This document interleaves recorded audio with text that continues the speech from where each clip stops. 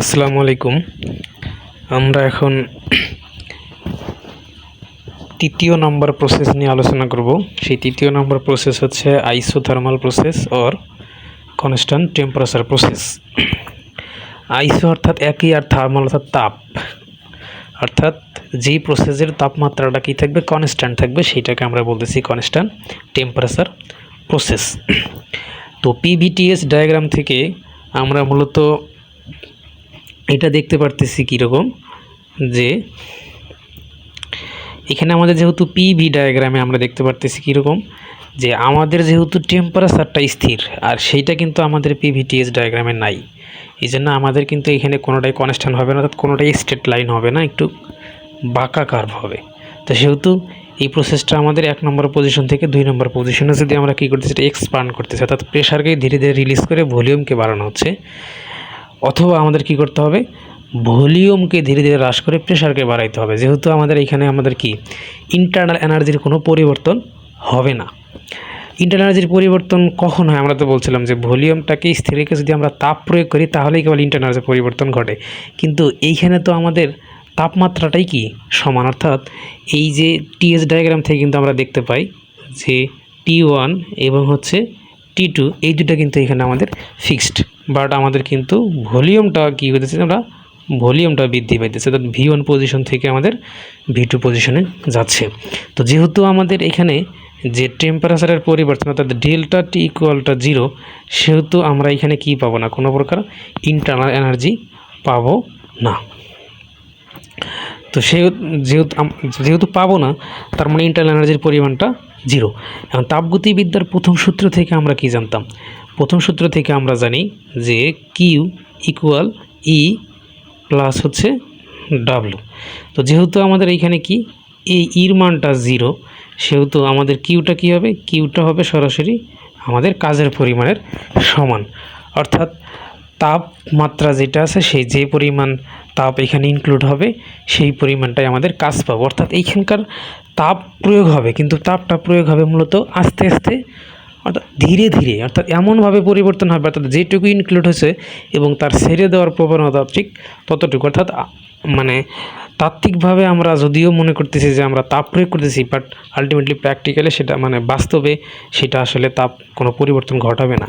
অর্থাৎ এইখানে কি হবে, ধীরে ধীরে ওই তাপটাকে ইনক্লুড হয়ে থাকবে, আবার ধীরে ধীরে রিলিজও করে দিতে থাকবে, যার কারণে আমরা এটাকে বলতেছি কনস্ট্যান্ট টেম্পারেচার প্রসেস।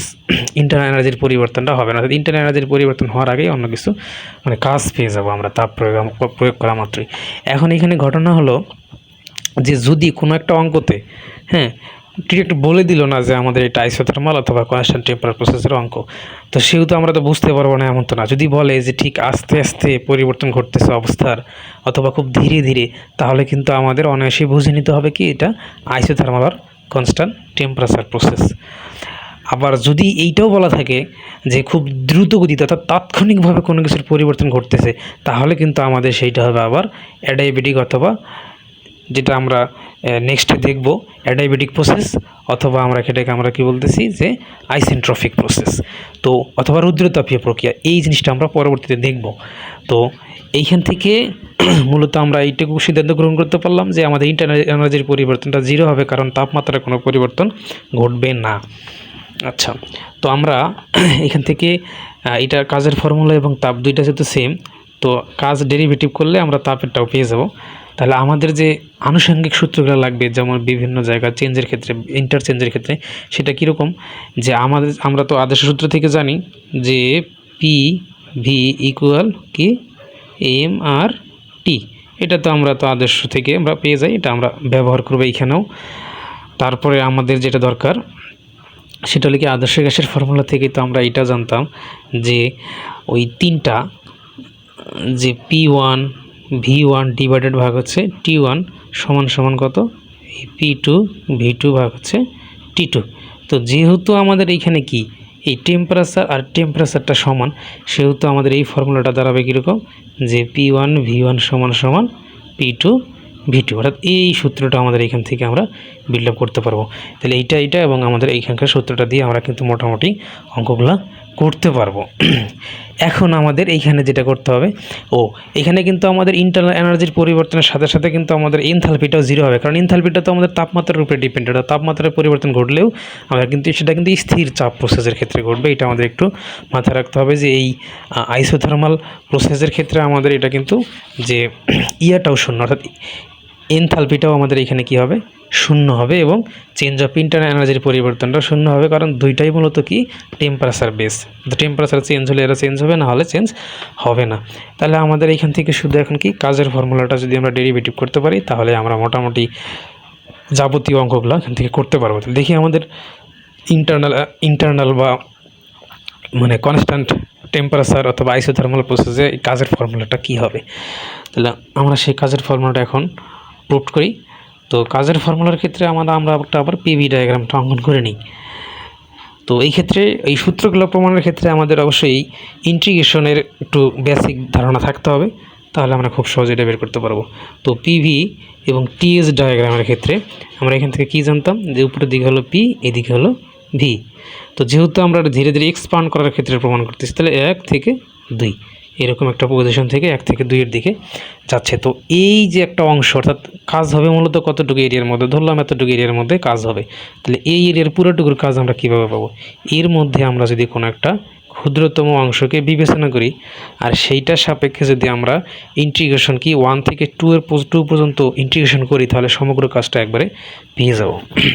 তো আমরা এখান থেকে তো মোটামুটি দেখলাম যে পিভিটিএস ডায়াগ্রামে থেকে আমাদের যে একটা আদর্শ ফর্মুলা সূত্র ছিল, অর্থাৎ সেটা কীরকম, যে P1 V1, অর্থাৎ এই যে এটা আমাদের একটা মানে কন্টিনিউয়াস ইকুয়েশন আমরা বলতে পারি, যেমন P1, এইভাবে আমাদের এটা কী থাকবে, যতগুলো প্রসেসের কথা আমাদের বলবে আমরা কিন্তু ততগুলো নিয়ে এখান থেকে করতে পারবো। এইটা একটা কন্ডিশন থেকে গেলে আমরা কিন্তু এটা কিন্তু উপরের দিকে পেয়েছি, আমাদের এটার দরকার আছে। আচ্ছা, এখন নর্মালি কাজের ফর্মুলা আমরা কি জানি, কাজ সমান জানতাম যে পি ইন্টু এই যে ডেল ভি, অর্থাৎ ভলিউমের পরিবর্তন ঘটবে, আর তাকে যদি আমরা প্রেশার দ্বারা গুণন করি, তাহলে কিন্তু আমরা কী পেয়ে যেতাম, কাজ পেয়ে যেতাম। তাহলে এইটা আমাদের একটা দরকার আছে। তো এখন আমরা দেখি কি, যে এইখান থেকে প্রথম এই দুইটা যদি আমরা সম্পর্ক এখান থেকে নিই, তাহলে কিন্তু আমরা কি লিখতে পারবো, সম্পর্ক থেকে আমরা লিখতে পারবো যে পিভি সমান P1, না সরি, এটা মানে 1 হবে, মূলত আমরা একটু কারেকশন করে দিই হালকা করে, এইটা আমাদের কি হবে, V1 হবে, যেহেতু আমাদের ওইটা 2, তাহলে সেক্ষেত্রে আমরা এটাকে তো V1 লিখতে পারবো। সেহেতু এইখান থেকে একটু আমরা ক্যালকুলেশন যদি আগায় যাই, তাহলে শুধু P ইকুয়াল কি লিখতে পারবো, P1 V1 ডিভাইডেড ভাগ হচ্ছে শুধু V। তাহলে এইটাই যদি আমরা কি করি, এই যে আমাদের এই 1 নম্বর সমীকরণের মধ্যে যদি আমরা দিয়ে দিই, তাহলে আমাদের ওই ইকুয়েশনটা কেমন দাঁড়াবে, ইকুয়েশনটা দাঁড়াবে এরকম যে W, অর্থাৎ যেহেতু আমাদের তাপমাত্রার পরিবর্তন আর আয়তনের পরিবর্তন হলে আমাদের এখানে কিসের পরিবর্তন হবে, অর্থাৎ কাজেরও পরিবর্তন হবে। সেহেতু আমরা এই ফর্মুলাটা এখন লিখব কীরকম, যে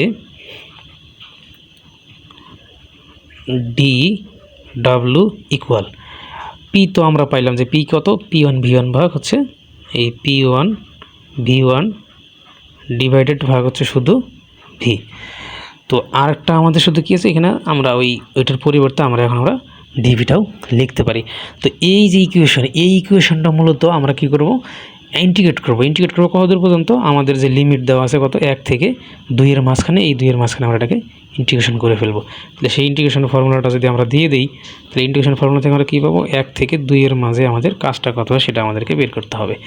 তো যেহেতু আমাদের এই ভেরিয়েবল ভির সাথে মূলত ডিভিটাই কি পরিবর্তনশীল, তো এইটা ছাড়া বাদ বাকি সবগুলো কিন্তু আমাদের ওই ইন্টিগ্রেশন সিস্টেম এগুলো কনস্ট্যান্ট, সো এগুলোকে আমরা কী করতে পারি, বের করে দিতে পারি। তাহলে সেটা মূলত কীরকম হবে, সেটা মূলত হবে যে P1 V1 integration of DV ভাগ হচ্ছে ভি, এইটা লিখতে পারবো।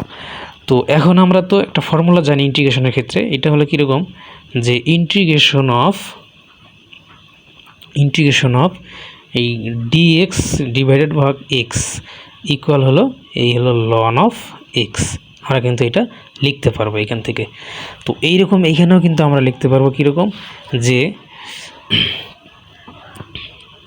এই হলো P1 V1 এইটাকেও যদি আমরা ইন্টিগ্রেশন করি, এইটা 1 থেকে 2 এর মাঝখানে ছিল, এটাকে যদি আমরা ইন্টিগ্রেশন করি তাহলে এটাকে কিন্তু আমরা লিখতে পারবো কত, লন অফ ভি, যেহেতু আমাদের ভি সাপেক্ষ হবে। তাহলে এইটা আমাদের কী করতে হবে, আপার লিমিট আর লোয়ার লিমিটটা বসাইতে হবে, অর্থাৎ 1 থেকে 2 পর্যন্ত। তো ইন্টিগ্রেশনের ক্ষেত্রে আমাদের কী করতে হয়, প্রথমে আপার লেভেল মাইনাস হচ্ছে লোয়ার লেভেল। তাহলে সেহেতু আমরা এখান থেকে কী লিখতে পারবো, যে P1 V1 V1 এই হচ্ছে লন V2 মাইনাস হচ্ছে কত, লন V1, এইটা আমরা লিখতে পারবো। তাহলে এই যে লনের সময় যদি আমাদের বিয়োগ থাকে তাহলে এটাকে আমরা আবার কী করতে পারি, ভাগ প্রসেসেও লিখতে পারি। সেক্ষেত্রে আমরা এটা কী লিখতে পারবো, সেক্ষেত্রে আমরা লিখতে পারবো যে P1 V1 এই হচ্ছে লন, উপরে হলো V2 আর নিচে হবে কত, V1। অর্থাৎ এইটা দিয়েও কিন্তু আমরা কী পাবো, 1 থেকে 2 এর মাঝখানের যে কাজটা সেটা কিন্তু আমরা এখান থেকে পেয়ে যাব। এইখান থেকে কিন্তু আমরা এটাও পেয়ে যাবো। অর্থাৎ এইটা দিয়ে আমরা কী করতে পারবো, কাজের ফর্মুলাটা যেহেতু ডেরিভেটিভ হয়েছে, আমরা এইখান দিয়েও আমরা কি কনস্ট্যান্ট টেম্পারেচার প্রসেসে এই কাজের ফর্মুলা এটা দিয়ে কিন্তু কাজ বের করতে পারবো। তো আবার আমরা আদর্শ গ্যাসের সূত্র থেকে জানি কি, যে পিভি সমান সমান এমআরটি। সো এখানে P1 V1 আছে, সো এইটার পরিবর্তে আমরা যদি কী করি, MRT1টা ইউজ করি, তাহলে সেটা দিয়ে কিন্তু আমরা কী করতে পারবো, এই কাজের ফর্মুলাটা বের করতে পারবো। তো কাজ 1 থেকে 2 এর মাঝখানে আমরা কীভাবে পাবো, তাহলে কাজের 1 থেকে 2 এর মাঝখানে পাবো এরকম, যে হলো MRT1 এই হচ্ছে লন কত, V2 ডিভাইডেড হয়ে হচ্ছে V1। এটা দিয়েও কিন্তু আমরা এখান থেকে এই যে কাজের ফর্মুলাটা সেটা কিন্তু পেয়ে যাবো, কাজও পেয়ে যাবো। আর যেহেতু আমাদের কি কাজ এবং সর্বাকৃত তাপ দুইটাই সমান, সো চাইলে আমরা কী করতে পারি, এগুলোকে দ্বারা আমরা কিন্তু তাপগুলো আমরা বের করতে পারি, অর্থাৎ কিউ সমান সমান আমরা কিন্তু এগুলোও লিখতে পারবো। এই হলো মূলত এই যে কনস্ট্যান্ট টেম্পারেচার অথবা আইসোথার্মাল প্রসেসের যে যাবতীয় বিষয়গুলো, এইটুকু যদি আমরা ভালোভাবে আয়ত্ত করতে পারি তাহলে আমরা এই যে আইসোথার্মালের যে অঙ্কগুলো আছে এগুলো মোটামুটি আমরা করতে পারবো বলে আশা রাখি। তো এইখানে আমাদের যে জিনিসগুলো একটু রিভিউ করে যাই, জিনিসগুলোর মধ্যে ইম্পর্টেন্ট হচ্ছে কি, আমাদের যেটা লাগবে সেটা হলো কীরকম, যে আমাদের এইখান থেকে মোটামুটি পর্যায়ে লাগবে যে এই যে কিউ সমান সমান ডাব্লু, অর্থাৎ তাপ আর সর্বাকৃত তাপ এটা সমান। আর যেহেতু আমাদের এখানে এই ডেলটির পরিমাণ 0 হবে, যেহেতু ইন্টারনাল এনার্জির পরিমাণ 0, সেখানে কিন্তু এনথালপিও 0। এবং আমাদের লাগবে এখান থেকে মূলত কীরকম, যে এই যে আদর্শ গ্যাসের যে ফর্মুলাটা সেটা লাগবে, এদের মাঝখানে যে সম্পর্কটা আমাদের মূলত এইটা লাগবে। আরটা লাগবে কি, আমাদের যে কাজের ফর্মুলাটা আমরা ডিরাইভ করলাম সেই জিনিসটা কিন্তু আমাদের লাগবে। এই কয়েকটা জিনিস যদি আমরা মোটামুটি পেরে যাই তাহলে কিন্তু আমরা কী করতে পারবো, এই যে যাবতীয় যে কনস্ট্যান্ট ভলিউম প্রসেসের যে অঙ্কগুলো আছে এইটা কিন্তু আমরা কনস্ট্যান্ট টেম্পারেচার প্রসেসের যে আমাদের অঙ্কগুলো আছে সেগুলো কিন্তু আমরা মোটামুটি লেভেলের করতে পারবো বলে আশা রাখি। তো আজকে এই পর্যন্তই। আর আমি বরাবরই বলে যাচ্ছি যে আপনাদের একটু ভালোবাসায় আমার শ্রমটাকে একটু দেওয়ার মন মানসিকতা ক্রিয়েট করবে, যে আপনাদের জন্য ভালো কিছু তৈরি করি। তাই আপনারা আপনাদের ফ্রেন্ডদেরকেও উৎসাহিত করবেন যাতে চ্যানেলটাকে সাবস্ক্রাইব করে এই ভিডিওগুলো দেখে অন্তত যেন ভালোভাবে পড়াশোনা করে এই বিভিন্ন জায়গায় এই বিস্তার করতে পারে আর কি।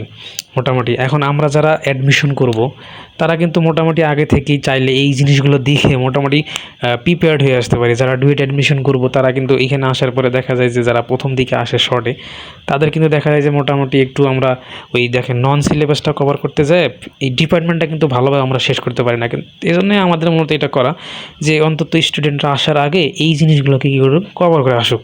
তাহলে কি হবে, আসার পরে খুব অল্প সময়ের মধ্যে তারা এটাকে গোছায়ে তারা মাঠে নামতে পারবে আর কি। সেক্ষেত্রে যারা ডুয়েট অ্যাডমিশনে আগ্রহী না, জব প্রত্যাশী, তারাও কিন্তু মোটামুটি এখান থেকে মোটামুটি বলা চলে একদম তার কোনো গ্যাপই থাকবে না বলা চলে। কারণ জবে যে টাইপের কোশ্চেনগুলো হয় যে শুধু সূত্র লিখে ডাটা লিখে বসায় দিয়ে অঙ্কগুলো করলেই কিন্তু অঙ্কগুলো হয়ে যায়, এরকম লেভেলের অঙ্ক থাকে। সো এইটা আসলে যদি এইখান থেকে কেউ ভালোভাবে চর্চা করে তার ডিপার্টমেন্টের আর আদার্স কিছু জানতেই হবে না বলে মনে করি। আর থিওরি যেগুলো সেগুলো তো পড়তেই হবে ভাই, এগুলো না পড়া ছাড়া কোনো উপায় নেই, ওগুলো পড়া লাগবে। আর পাশাপাশি যে আমি তো ম্যাথমেটিক্যালের দায়িত্বটা নিছি, সো ম্যাথমেটিক্যালটা আমি এইদিকে যতটুকু পারি কভার করবো। সেটা আমাদের চাকরির যাবতীয় মানে মেকানিক্যালের ক্ষেত্রে যা যা লাগে আমি সব কিছুই ধীরে ধীরে আপডেট করবো। ওই জন্য আপনারা সাবস্ক্রাইব করে রাখেন আর বেল বাটনে চাপ দিয়ে রাখেন, যেন হলে কি মানে কোনো কিছু আমি আপলোড করা মাত্রই আপনার কাছে নোটিফিকেশন যায় এবং ধীরে এভাবে পার্ট বাই আপনারা আপডেট করেন।